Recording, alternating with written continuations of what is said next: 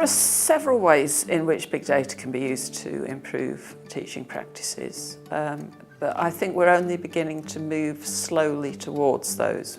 So to talk specifically about my institution, the Open University, we've been using our big data sets to improve the experience of students.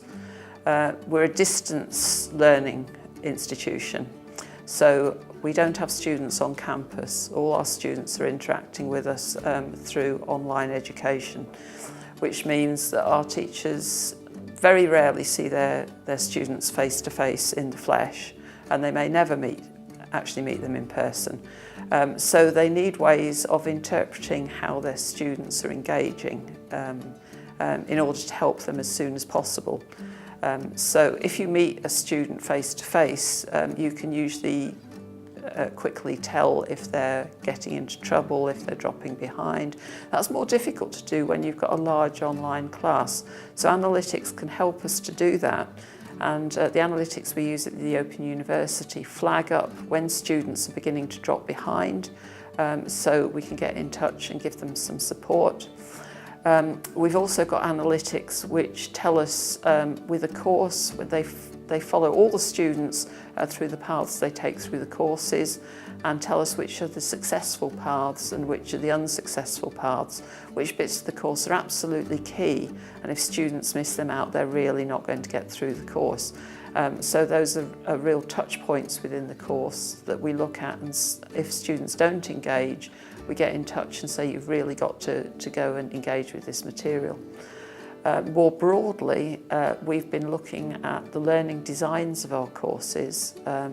We've got 151 of our courses have learning designs mapped out.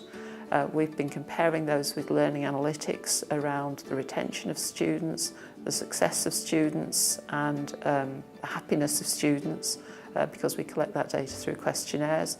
And we found that some learning designs students enjoy more, but other learning designs actually lead to more success and better retention. So we're using that information to influence our learning design as we go ahead. I think ideally we involve educators in big data discussions at every stage.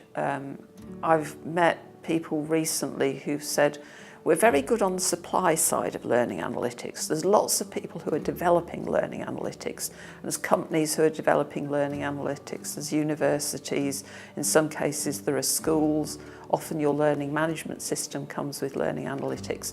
So we're being supplied with learning analytics. Is there really a demand? Where are we asking people? What sort of learning analytics do you want? What sort of problems do you want solved with learning analytics? And if we don't engage teachers, lecturers, other educators right from the start, then we begin working on tools that they don't actually need. We might work on tools that waste their time, trying to understand them, trying to work with them. So we need to work with educators right from the beginning, and then to involve them in the development process, and then to come back and see how they're using the tools and how we can improve the tools as we go along.